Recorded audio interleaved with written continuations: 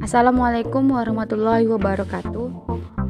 Perkenalkan, saya Fitri Mutasari dari Prodi Aquacultur 4B, Fakultas Pertanian, Universitas Malikus Saleh. Di sini saya akan menjelaskan dan memaparkan sedikit banyaknya mengenai pengelolaan kualitas tanah dasar kolam atau PKTDK. Seperti yang kita tahu, kolam tanah banyak ditemukan di tengah-tengah perkampungan dan pekarangan rumah. Kolam tanah air tenang bisa dibuat di tempat-tempat dengan sumber air yang terbatas. Kelebihan kolam tanah dibanding dengan kolam tembok, kolam terpal, atau akuarium adalah kekayaan hayatinya. Karena tanah yang menjadi dasar kolam merupakan tempat tumbuh dan berkembangnya berbagai organisme yang menunjang kehidupan ikan. Organisme tersebut bisa bermanfaat juga sebagai pakan alami bagi ikan. Kemudian, biaya pembuatan kolam tanah relatif lebih murah dibanding dengan kolam lainnya. Kolam tanah juga lebih fleksibel, gampang dialihfungsikan untuk tujuan lain seperti sawah. Jadi ya wajar saja bila banyak pembudidaya ikan tradisional masih menggunakan jenis kolam ini. Sebelum kita mengetahui bagaimana pengelolaan kualitas tanah dasar kolam, ada baiknya kita mengenal tipe dari kolam tanah. Terdapat berbagai tipe kolam tanah yang kita kenal saat ini. Di antaranya seperti kolam tanah dengan tanggul tanah, kolam tanah dengan tanggul tembok atau batu, dan kolam tambak air payau.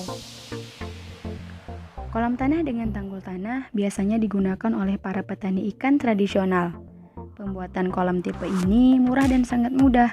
Namun, pemeliharaannya perlu ketelatenan karena tanggul kolam ini mudah rusak dan bocor. Tanggul tanah juga seringkali dirusak oleh binatang-binatang yang suka menggali, seperti kepiting. Kemudian, kolam tanah dengan tanggul tembok disebut juga dengan kolam semi intensif. Kolam ini lebih awet dan tahan lama. Tanggul kolam juga tidak akan rusak diganggu binatang. Kolam seperti ini bisa digunakan untuk budidaya ikan lele atau budidaya belut yang dikenal sering membuat lubang. Lalu tambak air payau. Nah, tambak air payau ini biasanya digunakan oleh para petani ikan yang dekat dengan laut. Tambak merupakan kolam air tenang dengan ukuran yang relatif besar. Biasanya tidak kurang dari 1000 meter persegi satu kolamnya. Sumber pengairan tambak berasal dari air laut atau muara sungai, sehingga air kolam tambak rasanya payau. Baiklah, sekarang kita akan masuk ke dalam pengelolaan kualitas tanah dasar kolam. Terdapat beberapa step dalam melakukan pengelolaan tersebut. Yang pertama yaitu pengeringan kolam. Pengeringan dasar kolam sangat dibutuhkan oleh ikan agar bakteri pembusuk yang dapat menyebabkan ikan sakit, racun sisa dekomposisi selama budidaya itu terbuang. Pada kolam pemijahan budidaya ikan, pengeringan dasar kolam bertujuan agar ikan dapat memijah karena tanah yang dikeringkan dan diairi akan melepaskan bau tertentu yang disebut dengan petrikor. Pengeringan dasar kolam tanah dilakukan untuk memutuskan siklus hidup hama dan penyakit yang mungkin ada pada periode budidaya sebelumnya. Sebagian besar mikroorganisme yang patogen akan mati dengan sinar matahari kekeringan. Selain itu, penjemuran juga membantu menghilangkan gas-gas beracun yang terperangkap di dasar kolam. Pengeringan kolam tanah harus dilakukan setiap kali budidaya akan dimulai. Caranya dengan mengosongkan isi kolam dan menjemur dasar kolam. Penjemuran berlangsung selama 3-7 hari tergantung cuaca dan jenis tanahnya. Sebagai patokan, penjemuran sudah selesai apabila tanah terlihat retak-retak. Penjemuran yang terlalu lama akan menyebabkan tanah membatu. Sebaiknya jangan sampai seperti itu ya. Untuk mengukurnya, injak dasar kolam. Bila telapak kaki kita hanya meninggalkan jejak sedalam kurang lebih 1 cm, pengeringan sudah dianggap cukup. Namun, bila jejak yang ditinggalkan masih dalam, penjemuran belum maksimal. Kemudian kita masuk ke step 2, yaitu perbaikan tanggul atau pematang kolam. Untuk mencegah kerugian dampak kebocoran tanggul atau pematang, sebelum melakukan kegiatan pembudidayaan, tanggul harus diperbaiki terlebih dahulu. Kebocoran pada tanggul kolam bisa terjadi disebabkan karena beberapa penyebab, seperti tanggul longsor atau runtuh dan ulah binatang air. Beberapa tipe binatang air yang sering sekali merusak tanggul diantaranya adalah kepiting, belut, atau binatang air lainnya. Tanggul atau pematang yang bocor bisa mengakibatkan kerugian yang tidak sedikit, yakni air kolam tak tetap sama dan hilangnya benih ikan. Pada kolam tanah maupun kolam tembok, tanggul harus dicek dan diperbaiki terlebih dahulu sebelum kegiatan pembudidayaan dilakukan. Kemudian kita masuk ke dalam step ketiga. Kemudian kita masuk ke step 3, yaitu pembajakan tanah. Dasar kolam yang telah dikeringkan dan dijemur selanjutnya diolah dengan cara dibajak atau dicangkul. Kedalaman pembajakan sekitar 10 cm. Pembajakan tanah berfungsi untuk membarik tanah agar tanah menjadi gembur. Bersamaan dengan pembajakan, angkat lumpur hitam yang biasanya tersisa di dalam kolam. Lumpur hitam tersebut terbentuk dari sisa pakan yang tidak habis dimakan ikan. Lumpur hitam biasanya menimbulkan aroma busuk dan mengandung gas beracun seperti hidrogen sulfida atau H2S, nitrit NO atau NO2, dan amoniak atau NH3. Di samping itu, lakukan pemeriksaan terhadap pematang atau tanggul-tanggul. Bila ada kebocoran atau rusak, maka segeralah ditambal. Bersihkan juga dasar kolam dan kerikil serta sampah anorganik. Lalu kita masuk ke step 4, yaitu pengapuran kolam tanah. Kolam tanah yang telah dipakai budidaya ikan, biasanya keasaman tanahnya meningkat atau pH-nya turun. Oleh karena itu, perlu dinetralkan dengan memberikan kapur pertanian atau dolomit. Derajat keasaman ideal bagi perkembangan ikan biasanya berkisar 7-8. Bila derajat keasaman tanah kurang dari itu, perlu dilakukan pengapuran. Jumlah kapur yang diberikan untuk menetralkan pH sekitar 2 ton per hektar. Namun, jumlah pastinya harus disesuaikan dengan pH tanah dan jenis tanahnya. Pada jenis tanah liat berlumpur, takaran pengapuran untuk menetralkan pH tanah adalah sebagai berikut. Yang pertama, jika pH kurang dari 4,0, jumlah kapurnya yaitu 4 ton per hektar. Kemudian pH 4-4,4, jumlah kapurnya 3 ton per hektar. pH 4,5-5, jumlah kapur 2,5 ton per hektar. Kemudian jika pH 5,1-5,5, jumlah kapurnya 2 ton per hektar. Dan jika pH-nya 5,6-6,5, jumlah kapurnya 1 ton per hektar.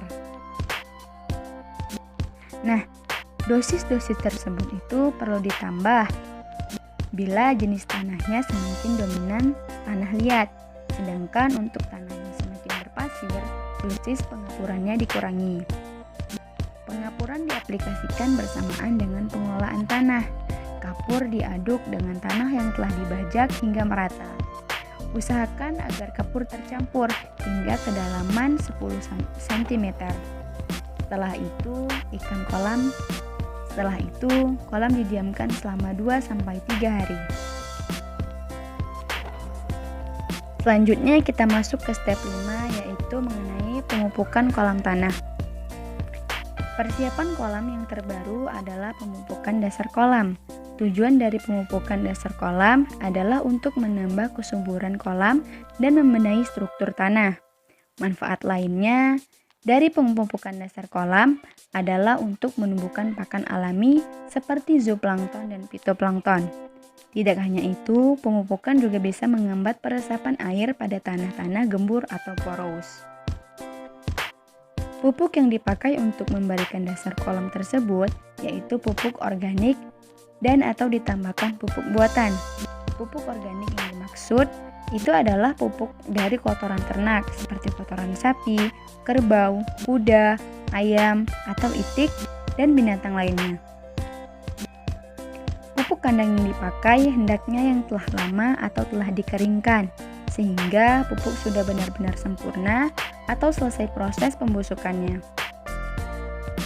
Tipe pupuk buatan yang bisa dipakai antara lain adalah pupuk nitrogen atau urea ZA, pupuk fosfor atau TSP, pupuk kalium atau KCl, dan pupuk NPK yang adalah perpaduan dari ketiga hara tunggal.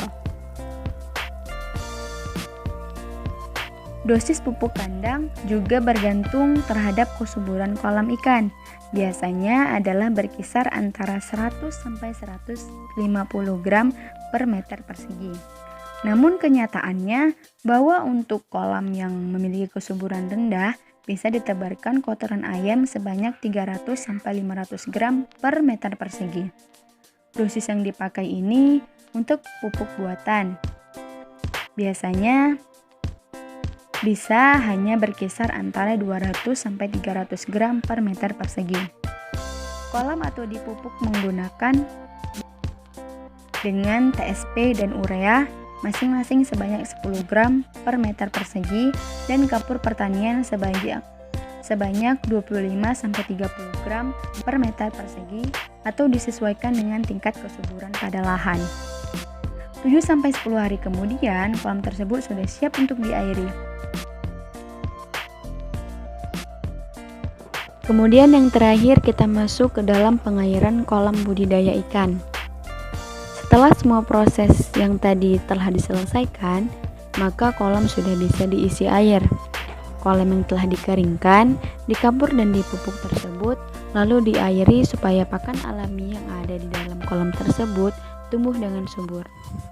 Pengairan ini harus dilakukan selama minimal 4-7 hari sebelum benih ikan ditebar ke dalam kolam pemeliharaan agar pakan alami tumbuh dengan sempurna. Pertama, kolam diisi air dengan kedalaman 15-20 cm.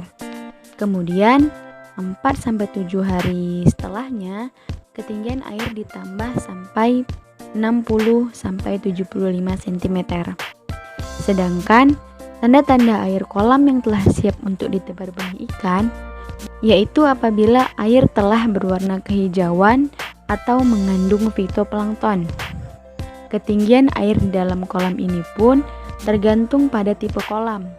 Untuk kolam pemijahan, ketinggian airnya 0,75 sampai 1 meter. Kemudian, kolam untuk pemeliharaan yaitu 1 sampai 1,25 meter.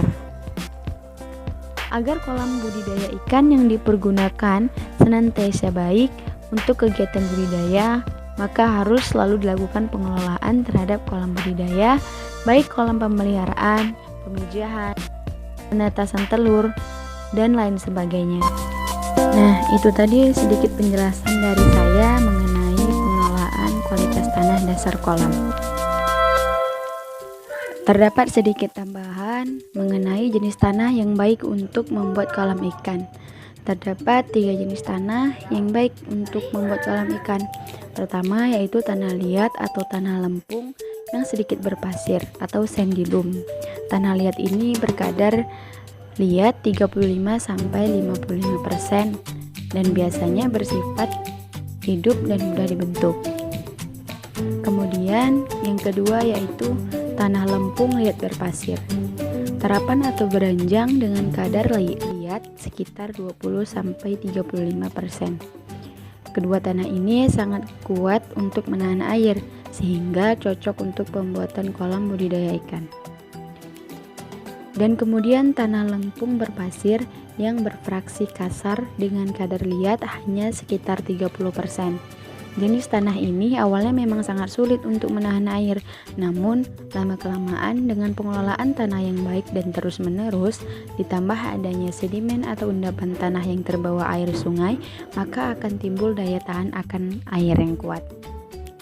Nah, itu tadi beberapa penjelasan dari saya mengenai pengelolaan kualitas tanah dasar kolam. Jika terdapat beberapa kesalahan, saya mohon maaf. Wassalamualaikum warahmatullahi wabarakatuh.